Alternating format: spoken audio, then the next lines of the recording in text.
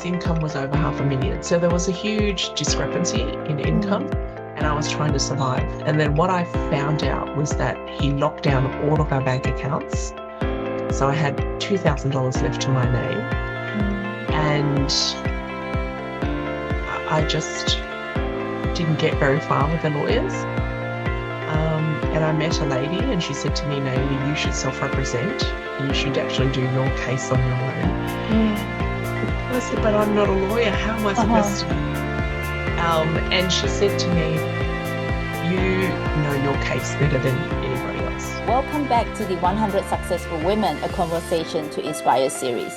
In this episode number 84, I am joined by the incredible Naomi Cao, a divorce coach and a strategist. We're talking about something many women go through but don't always speak about openly: separation, identity, and rebuilding after life falls apart. Naomi's journey began with her own unexpected marriage breakdown, navigating the legal system while trying to stay strong for her children. What started as her personal survival journey has now become her mission, helping men and women find clarity, confidence, and power in the middle of one of the hardest seasons of their lives. This episode titled Split Happens, Finding Power in Pieces is about resilience, self-worth, and remembering that even when life feels broken, you are not. If you or someone you love is walking through a tough chapter, this conversation might be the support you didn't know you need. So without further ado, let's dive in. Hey, Naomi, I'm so excited to have you here with us today. How are you doing? I'm well. I'm excited to be on your show. I am very excited to have you as well. So I was just chatting with Naomi earlier. I have actually known her on social media because I saw her names coming out in various platforms, and she's very famous, I think, to me. And then I get to know her a lot more these few months, so I love what she's doing. So thank you so much for being here with us today, Naomi. Thank you. Look, that's so nice of you to say. But I do like to spread my message, and I look forward to our interview this morning. Yeah, so if I'm not really sure if you did watch some of my podcasts, there's one question that I always ask my podcast guests. This is the first question that I always ask. I know that you are a coach, you are a strategist, of course you are a mom, and you play different roles in your life. Without all these labels, Naomi, who are Naomi at your core? Who is Naomi at my core? I would actually say I am somebody who doesn't like to accept the status quo. I like to challenge boundaries, and I always look at there must be an easier way to do things that is less stressful, and you can get there more efficiently. So I'm always looking for the most efficient path, and to actually have a lot of fun along the way. So I do love to have a good laugh, and I find that it's always less muscles to smile and laugh than to frown. So if I can make a positive impact on people, that's what I look forward to doing. Oh, I love that. I love your saying that less muscles to smile than frown. I never heard something like that, and that's something that I learned from you today. And yes, even though I haven't met Naomi in person, someone who met her, she say she loved Naomi's energy, and she is a power energy ball for sure. Thank you so much for sharing that, Naomi. Yeah, so from what I know, you actually started a career as a pharmacist. That's correct, yes. And then you opened an educational business for children back in year 2005. So Yes. What drew you from pharmacy into education, which is such a big shift as well?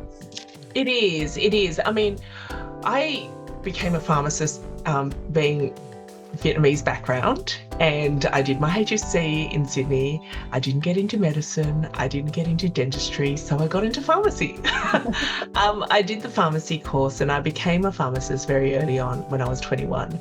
And throughout the pharmacy life, I guess, I always found it really enjoyable to go back and tutor students. So I did tutor students when I finished finished high school and went into uni.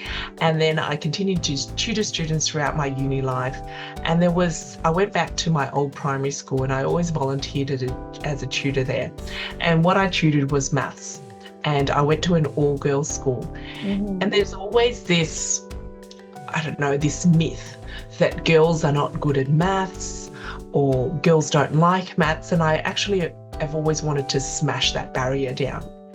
And it was something that could be enjoyed and could take you so far as well.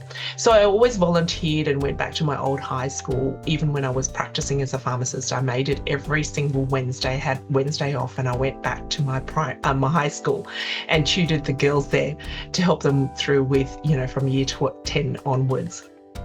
So that was done on a voluntary basis. 2005 was when I actually had my first son, and I didn't want to go back to pharmacy. And I have a kid now, and I wanted to impart, I guess, the joy of learning and exploring children's potential, because I've been doing it for so many years prior to that. And so it was something that I wanted to, I guess, work out as a mission for myself and for my children. And so I set up a franchise. I bought into a franchise, and that's why I did it. I worked with young kids because I found that kids were always so positive. They're always willing to learn. They would push through with the right encouragement, with the right coaching. And I would always get a huge sense of reward when the children would go, I get it now, Naomi. There was the light bulb moment. And so that brought me so much joy. And I belong to a franchise, and I ended up removing myself out of the franchise and setting up my own business. So I did that up until post-COVID. So I've handed my students over to my son now, who takes on those tutoring students. But yeah, they give me so much joy and so much reward. Oh, wow, that's amazing. So your son is the one running the school for you now? So he's running the tutoring business as a uni student. So it's not of the same capacity as it was before, but he's tutoring now. So I've passed the baton on.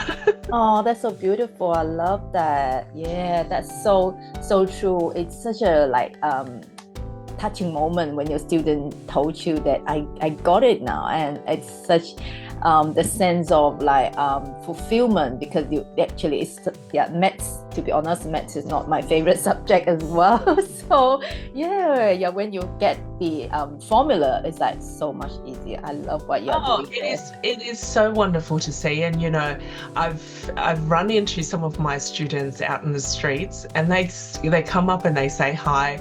And some of the students who came initially to me when they were 7 or 8 years old, their teachers would have actually said, this particular student does not have the brain for a maths thinker. And that just really, that was really hurtful for me to hear.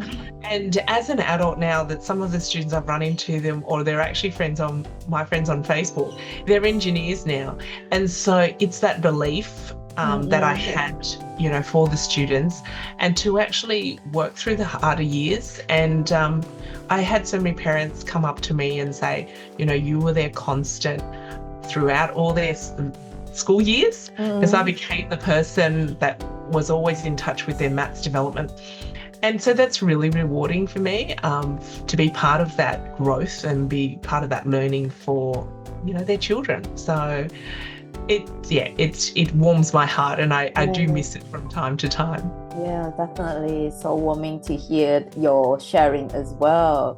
So Naomi, what values or lessons from those early chapters that you've been carrying to the work that you do today? I guess, the best students were the ones who really challenged me. And if for some students, they have learning difficulties and they just don't get it. And for me, it was finding a way, and it pushed me to be creative in finding the ways to actually explain for them to go, aha, that makes sense. And it might take multiple tries, and it does really push me to be creative on how do I actually explain 25 divided by 5, you know, for a young child. And or even more problem-solving questions, and being able to draw it out and map it out and really making it simple for them. So for me, it's one of those skills where I love to develop for myself, that whatever I'm speaking or whatever I'm conveying, that the intended recipient receives what I actually intended them to understand. So for me, the values is to be creative and find ways to help impart your knowledge, or to help other people around you understand. To be compassionate and sometimes not focusing on, well, I get it, why don't you get it? But really understand from that point of view.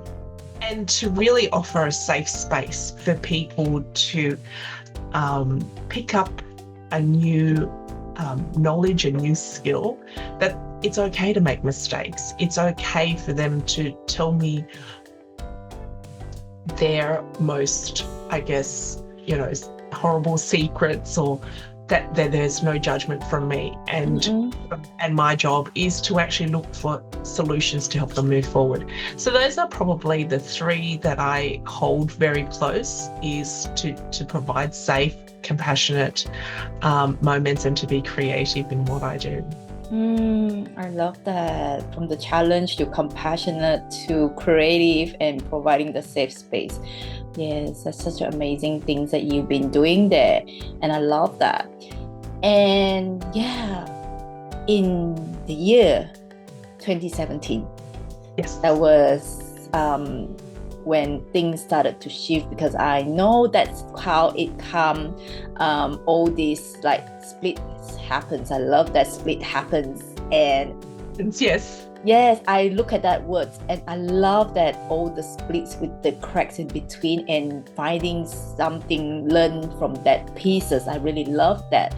But yes, that was from 2017 when your life changed, because you had a marriage that was ended all of a sudden.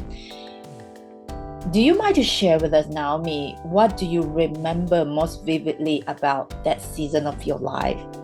Yeah, look, I was with my husband for 17 years. So we've been together since 2000. We have 3 kids together, and at the time they were 12, 10 and 5. And it was a Friday evening, heading as we finished the term for April school holidays, and we had booked a trip to go see my mother-in-law, and she had progressive dementia. And it was a trip that was our family, so the 5 of us, as well as my parents, my sisters and their families. And family is very important to me, and so my mother-in-law wasn't able to travel to Sydney on a regular basis because her dementia had progressed.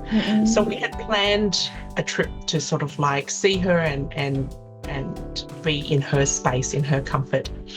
So we were due to go out and fly out on Sunday up to the Gold Coast. And Friday evening, while I'm folding laundry and watching Survivor and catching up on my trashy TV, he walks into the room and he says to me, you know, I think we should separate. And that was pretty much it. And I was devastated, because I was like, what do you mean? And he said, look, pretty much, you know, I don't think we should stay married. And I said to him, well, how long have you been thinking about this? And he said, about 2 years. And I think this happens a lot in women, or where we just get told, you know, the marriage isn't working, it's over. And I had given up my career as a pharmacist to do my education business. My education business, I was only working part-time. So I wasn't making, millions of dollars or anything like that. But it was a way to sort of like keep me in contact with the things that I did with my kids. And it was an outlet. And so he basically told me that the marriage was over 2 days before we were due to. And I was really confused because I was like, how does this work? Like, do we go as a family? Do we go my whole family's on the trip? So it was all sort of like very confusing time. And there were so many questions because immediately my thoughts go, well, I've got my kids. Do we have custody issues now? Do they go 3 days, 2 days? Like, what is it? Does he want 50% of the time? And of course, the financial side, our 3 kids went to private school. So I'm naturally thinking, how am I going to afford their private school fees? And where was I going to live? We live in inner West Sydney. And if we were to sell it up, I didn't have the money to service a rental place. I couldn't afford to buy again in Sydney. So there was a whole lot of instability and questions that was going through my head. I didn't get much of an answer from him that night. We ended up going away anyway. And probably about the Wednesday night, we had after the kids went to bed, I had a discussion with him and I sort of like said, what's happening? Is it on again, off again? Because he seemed to act okay when we were on holidays. We got into a huge argument, mainly around, I guess, not really understanding where it was going. And my eldest son woke up and he heard us. So he came out and he said, will you two stop arguing? I'm trying to sleep. And I think that really stopped us in our tracks. So I led him back into the bedroom and I asked him, what did you hear? And he said, I heard everything. So a huge part of me just sank because it was like the disappointment in not being able to hold together a family. And I guess the shame that I felt around that as well. And it was like a failure. So the next day, the 2 boys woke up and we ended up sitting them down and they got really teary and they got really upset and they sort of like said, I don't want you guys to be divorced. Like, what does that mean? So there was a lot of pain that my kids went through. And my eldest did turn around and ask his father, what are you going to do? What are you going to do in this? And he just sat there and it was really disappointing because I guess everybody goes into a relationship and they have families and there's all these expectations or this image that you have of each other. And I just felt really disappointed because he couldn't even say anything to my son. So I ended up saying, look, don't worry about it too much. I don't want you to worry. We've still got the rest of our holidays. When we get back to Sydney, I'll get us, your dad and I will go into counselling and we will talk about it. So it was more to reassure the kids that we would be okay. We got back to Sydney.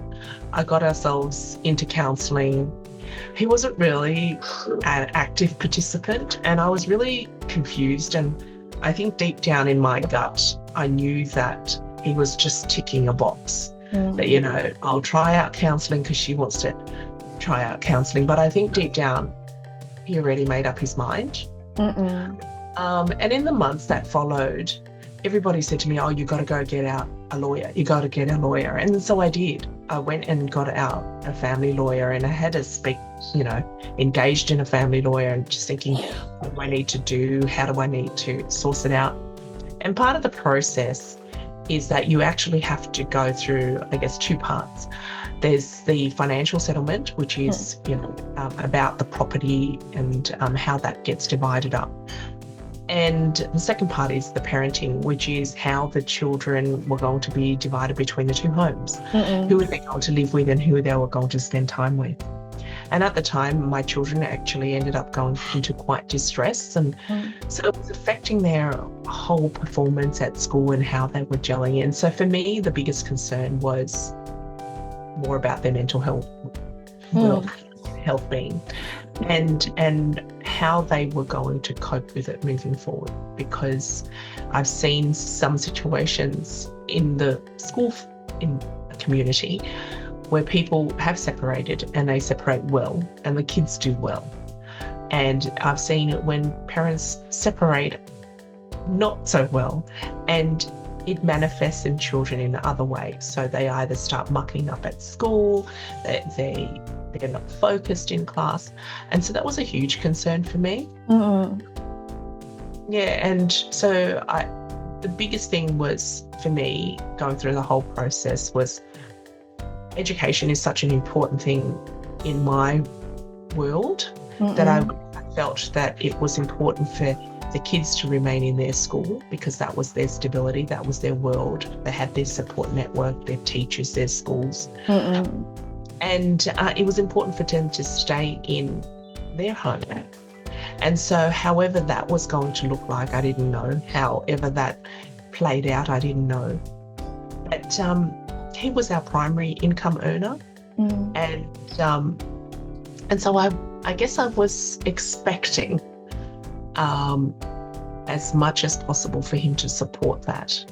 But after a couple of months spending legal fees, I got up to about $12,000 in a couple of months. I couldn't really sustain it.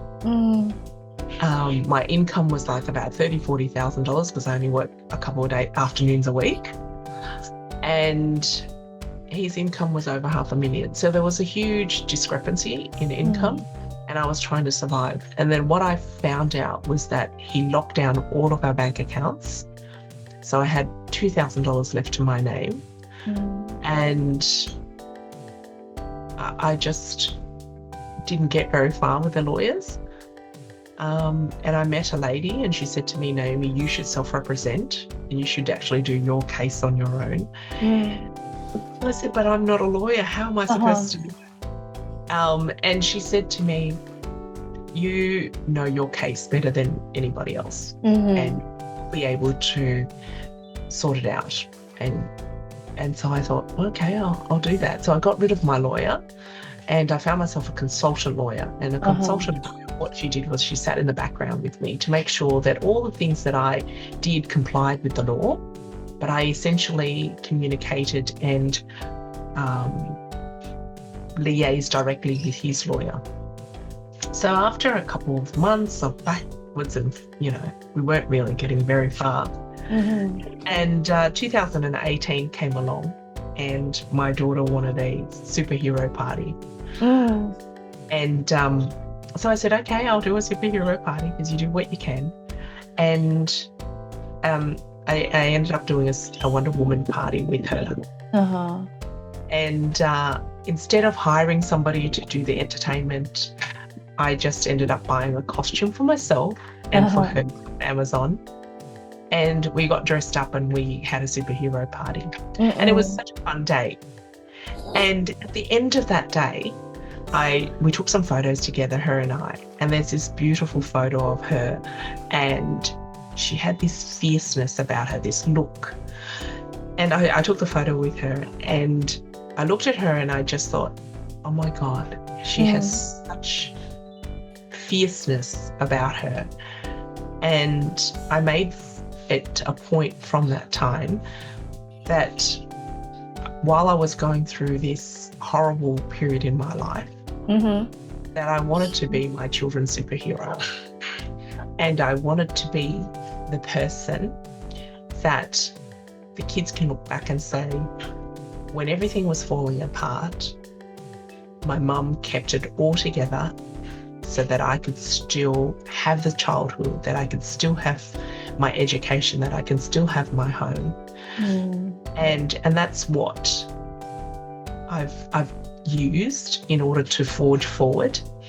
So I set up a support group for women in that process to understand the court process, And what started out with 10 ended up growing into 20 in about, a year.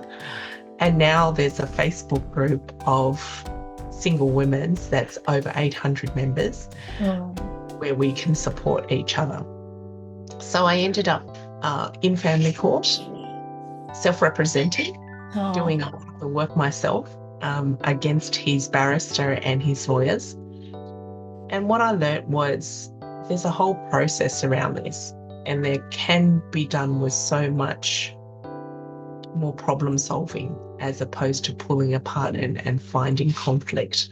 And the things that I end up saying to a lot of my clients is, how do you want to be a superhero in your children's, in your children's story, in your family breakup?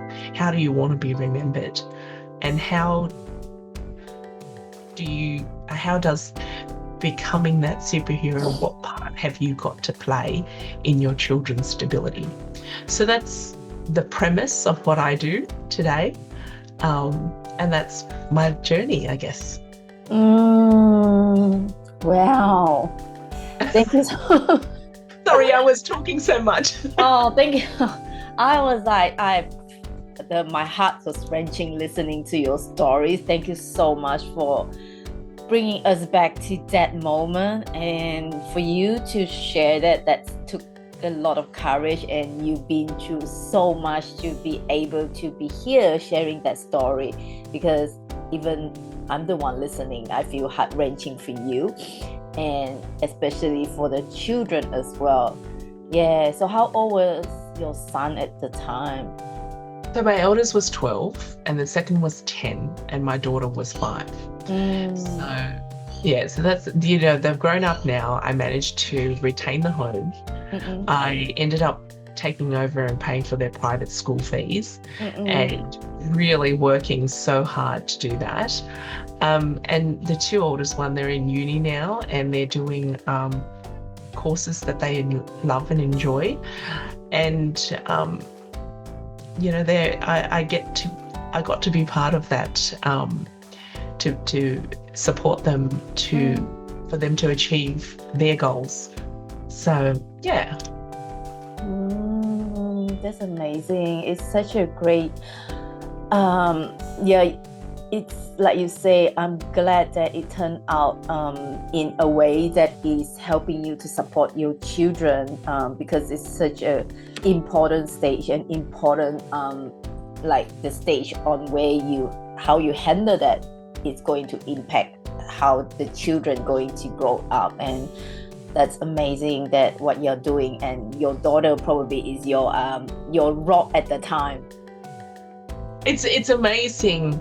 While we always try to remain strong for our children, it's those little moments that you see the strength that your children gives you as well. There'll be moments, when I was going through the family court process, and it's a horrible process. Like I wouldn't wish it upon anybody. But there was moments when I'd be washing the dishes, and obviously you can't talk to your children about, what you're going through.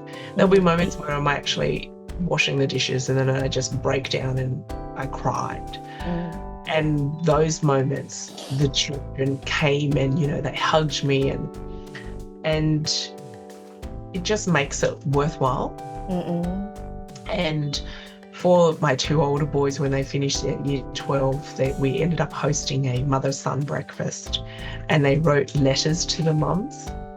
And the letters were just so, it just filled my heart at their gratitude in the sacrifices that I had to make in order to make things happen. So it's really humbling. Wow, that's such a great, it's beautiful. It's really beautiful. And well, the fact that you actually also creating a community that get all these single women, single moms together, helping them and supporting them with your own experience. And I think there's so many people out there that need to be in the group, that feel supported because like you say, it's sometimes they can't talk to their children and there's no one for them to talk to as well. And I feel that that group is going to be something that is going to be very impactful for these people who probably feeling lonely at times. Oh, totally. And there is only so much that you can share with family as well. I'm very fortunate. I do have my parents and my sisters who were really helpful and instrumental in keeping me grounded and so that I could feel supported. But not a lot of people have that. And even with your family, and you can explain things through them, while they're supportive, a lot of people don't understand unless they've been through it.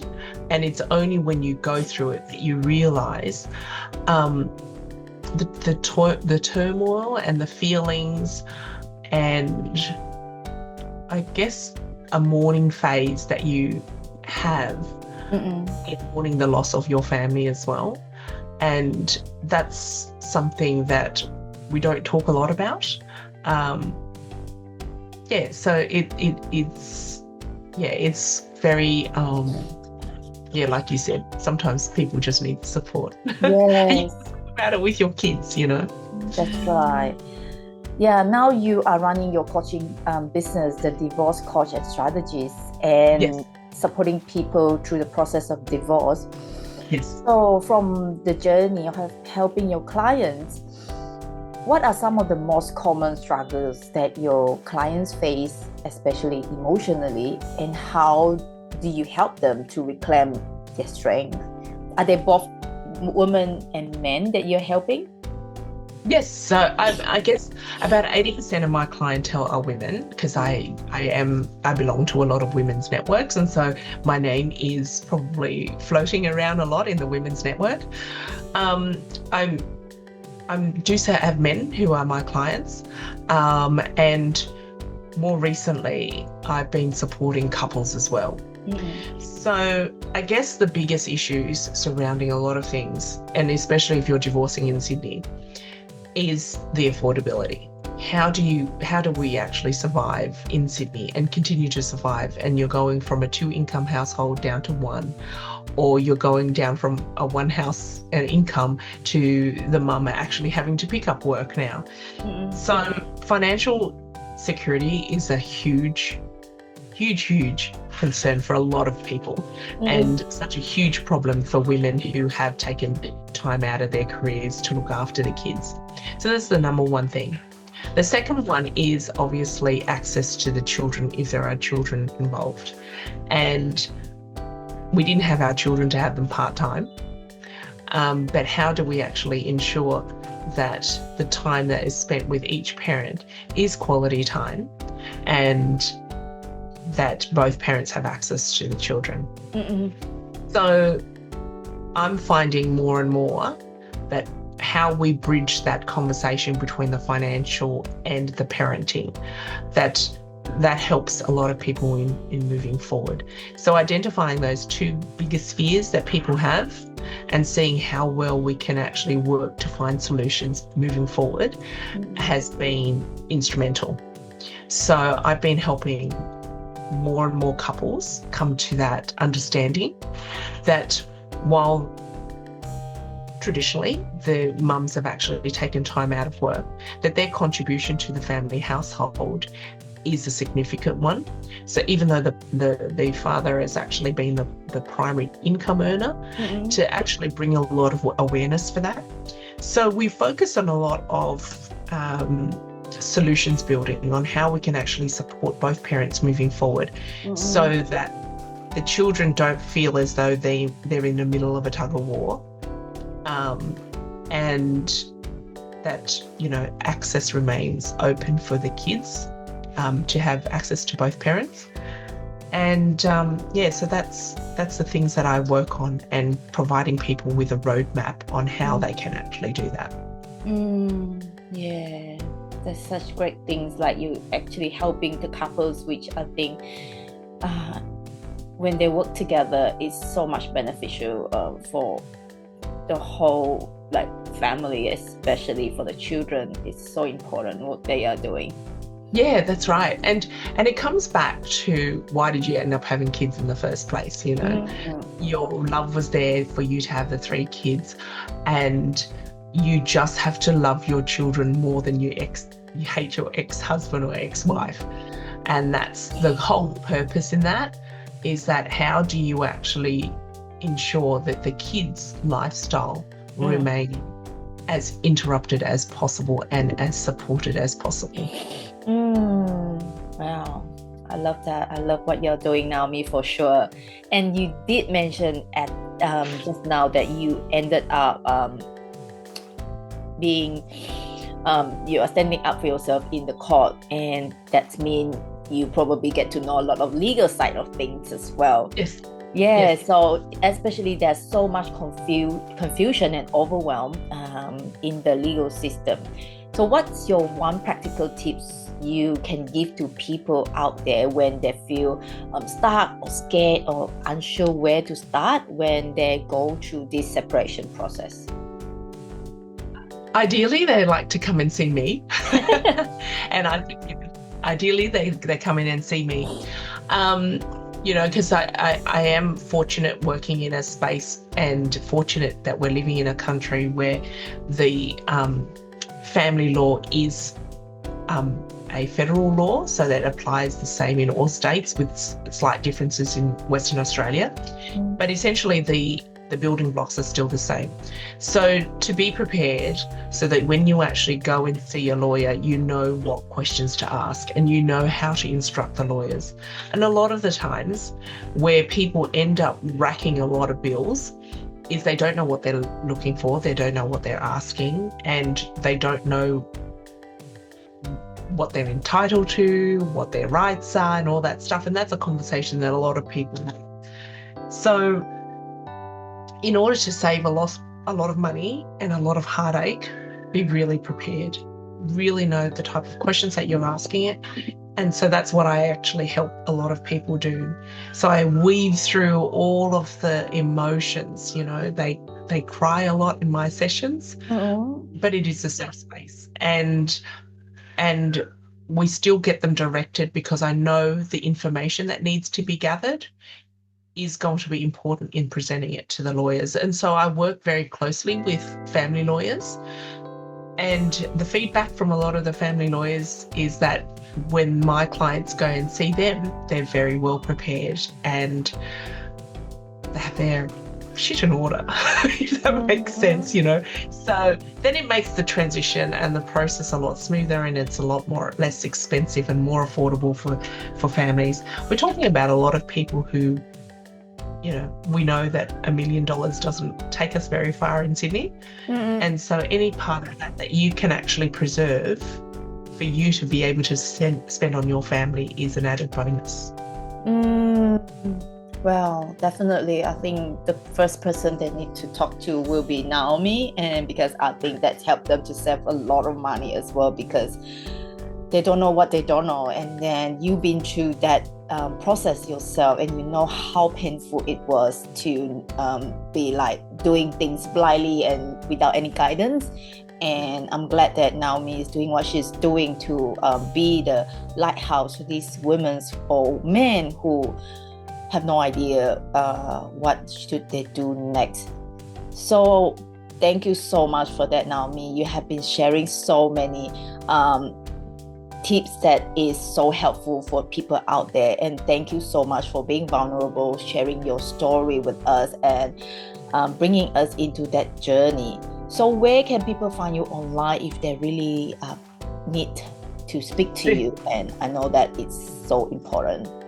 Yeah, so people can find me on, I'm on YouTube, I'm on Instagram, LinkedIn, Facebook, and it's all under Naomi Cao Coach.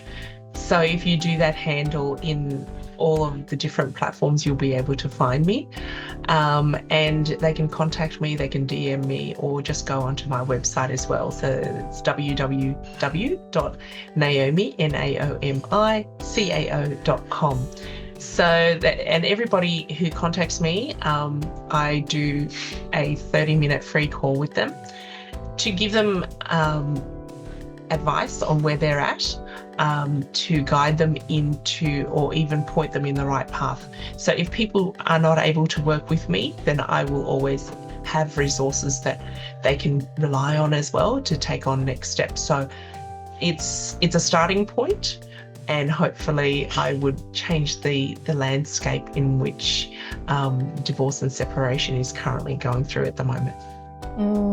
Yeah, thank you so much for sharing that with us, Naomi. And I know that you have been sharing a lot with us, and I'm well aware of the time as well, Naomi. So what is one piece of advice that you can give to other women out there who probably going through some tough season of their life now, and probably they haven't seen the light at the end of the tunnel as yet? What is your one piece of advice for them? The one piece of advice would be, you all have the power to change the course. While we cannot control the environment that we're in, we all have a choice how we can actually choose to move forward. And for some people, it might take a little bit longer to find what their choices are, but everybody has a choice in how they move forward to create their own destiny. Yeah, so true. Everyone have a choice, and I think it's a lot of time if they are stuck in that loop that they can't get out and they don't know where to get out from there. I think I highly recommend, if you are in that situation, reach out to Naomi. Not only she probably give you some legal advice, like some, I would say, legal advisors in lawyer, but then she'll definitely help you through the journey. That's a lot of time you wouldn't be seeing by yourself, and getting Naomi to see from her perspective, I think is so much helpful. Yeah. And most definitely, I don't provide legal advice because I'm not a lawyer, and that's okay with me. But I do work with some great lawyers, and they will always have time for my clients as well. And one of the things that I do is I match the clients up with the respective lawyers so that they have a really good working relationship. Your lawyer also becomes the person who protects you legally.